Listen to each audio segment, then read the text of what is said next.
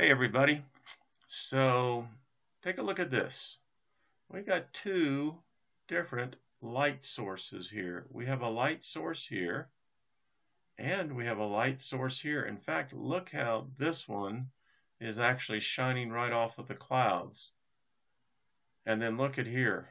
This light source continues to move on, but now we've got these coming in here. You know, they tell us that's the sun, okay, but you have to admit, when you start having multiple light sources, because you can see it right here, this is very clear.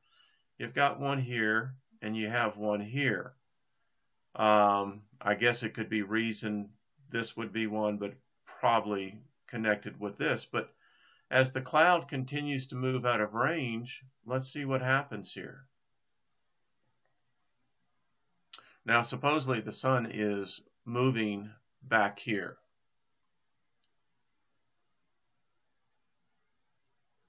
It's just odd how we get this one direct beam of sunlight. I guess that's what we're supposed to accept. But I'm not buying it. It just seems very odd that if you were underneath this, cloud or no cloud, you would have a very hot time. And because remember, that's the sun. It's not a light, right? So sunlight, intense beam, gets very hot.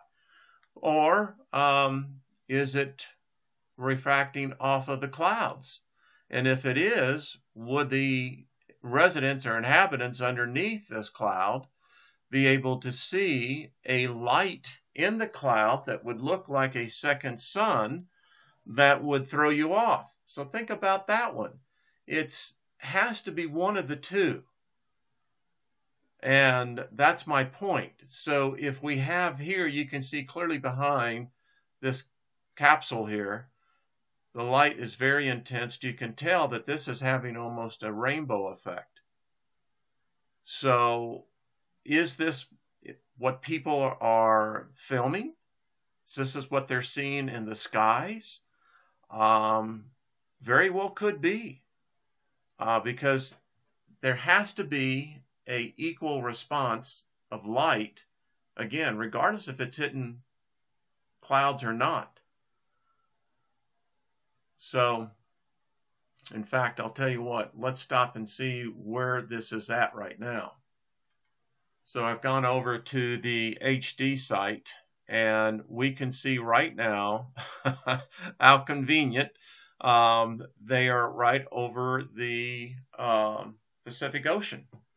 And so I doubt that there's too many people out there actually seeing what we saw coming up and hitting and bouncing off. So again, you know, it's these things like this that you just have. Now look at what it's doing here now. I mean, I would love to be underneath this. Steve Dreyer, this may be what you're recording as well on some of your videos of these multiple light sources. But clearly, again, I think it has to be considered, you know, what's being reflected here. If this is the sun, is this the sunlight? And is this then an obfuscation of the camera? I don't think so. It looks like it's directly on the planet. It's hitting the atmosphere. So these are the mysteries and the fun things that ISS always provides us.